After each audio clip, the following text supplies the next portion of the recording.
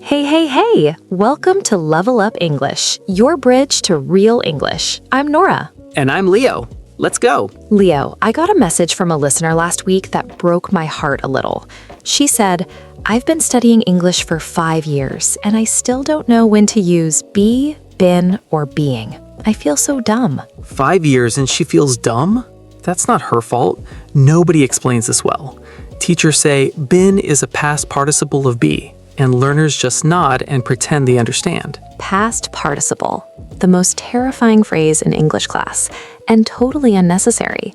Because here's the truth. Be, been, and being aren't complicated. They just show up in different situations. And once you hear those situations enough times, you stop thinking about it. Just like you stopped thinking about do, does, did. Which, by the way, if you caught that episode, same approach today.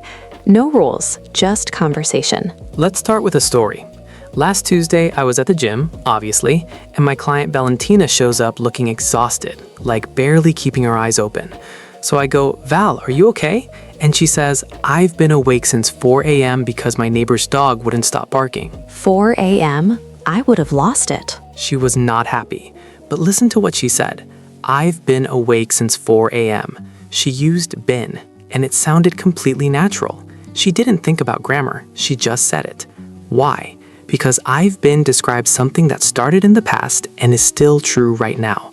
She's been awake since 4 and she's still awake. It connects then to now. That's actually how I use it too without thinking. I've been living in this apartment for 2 years. I started living here 2 years ago, and I'm still here. I've been working at this company since January. Started in January, still working there. Been with I've or he's or they've is like a bridge from the past to right now. And here's one you hear constantly. Have you ever been to Japan? I've been to Mexico 3 times. She's never been to a concert.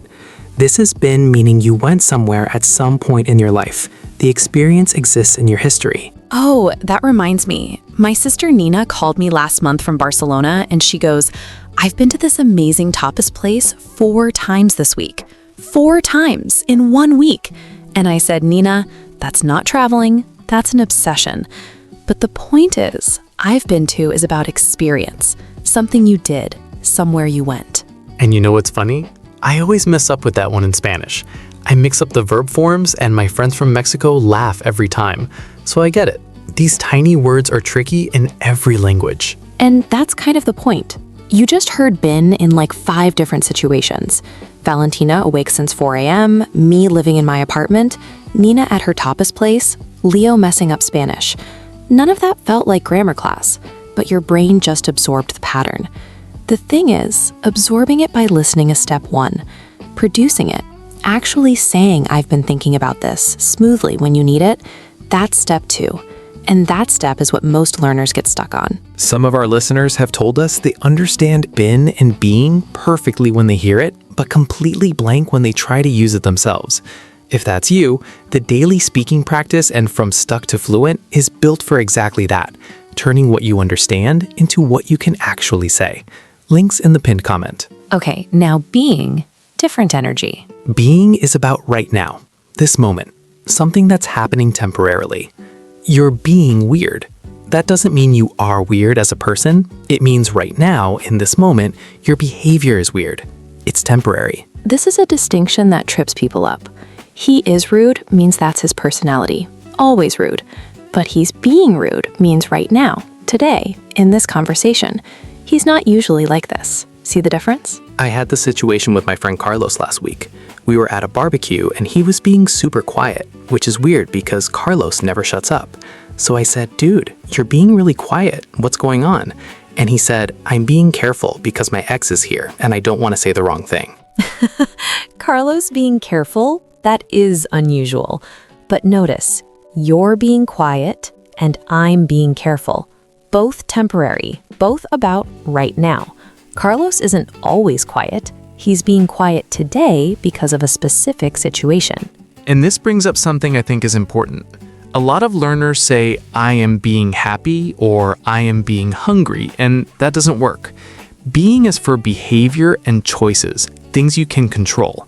You can choose to be quiet, you can choose to be careful, you can choose to be rude, but you can't choose to be hungry. You just are hungry. I actually disagree a tiny bit. I think you can say I'm being patient, even though patience is kind of a feeling. Like, I'm being patient with this situation, but it's really testing me.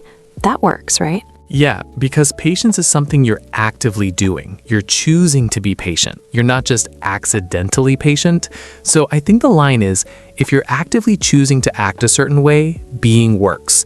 If it's just a state that happened to you, hungry, tired, sick, just use am or is. I'm being patient, choosing. I am tired, not choosing. Nobody chooses to be tired. Although sometimes after my third bubble tea, I choose to be wired. That's a choice you should reconsider. Never. Okay, now let's talk about B. And this is where most learners actually relax, because B is the one they know best. It's the base, the root. But it shows up in places people don't expect. And actually, here's where I want to bring up something that connects all three. Because be, been, and being aren't three separate things you need to memorize. They're the same word in different moments. Think of it like water. Water can be ice, liquid, or steam. Same thing, different form depending on the temperature. Be is the base form. Been is the past connected form. Being is the right now temporary form. I really like that. Water, ice, steam. Same word, different situations. And be, the base, shows up after words like will, can, should, might, going to. This will be fun. You should be careful. I want to be better. It might be raining tomorrow. I want to be better. That's one I use with clients all the time. Not I want to be being better or I want to been better, just be. After those helper words, will, can, should, might, want to, going to, have to, it's always just be. And be also shows up in commands and advice. Be careful. Be honest with me. Don't be late. Be yourself. Short, direct, powerful. Be yourself. The most common advice and the hardest to follow. But grammatically, simple. And you know what? All three of these are things learners hear correctly every day. When someone says, I've been waiting for 20 minutes, or stop being so dramatic, or that would be nice, your brain processes it. But when you need to say something similar, your brain freezes. That's normal. That's why we keep doing these episodes. The more you hear it in real stories, the faster your brain absorbs the pattern. And my client Valentina, she doesn't freeze anymore. All right, let me tell you about a mistake I used to make that might help someone listening. When I was learning Spanish, I would say the equivalent of I am been tired, just mashing forms together and hoping for the best. My friend Julia in Madrid would just stare at me, not correcting me, just processing what I'd said. And eventually I figured out that these forms have partners. Been partners with have. I have been. She has been. Being partners with am, is, are. I am being. He is being. And be partners with will, should, can. It will be, you should be. If you remember the partners, the forms stop mixing up. That's actually a smarter way to think about it than rules. Don't memorize what each one means, memorize what it goes with. Have been, am being, should be.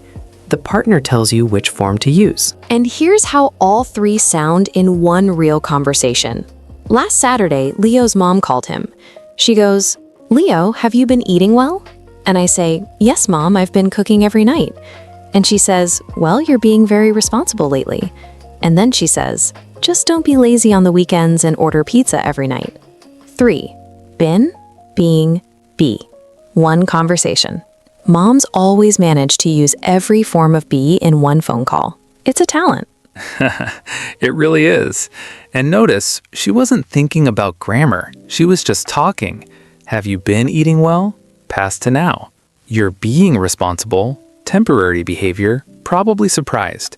Don't be lazy. Advice. Command. And that phone call is proof that these three forms come out naturally in conversation all the time. You just need enough exposure for your brain to absorb the patterns. That's literally what you're doing right now by listening to this episode. Comment challenge. Tell us something about your life using all three.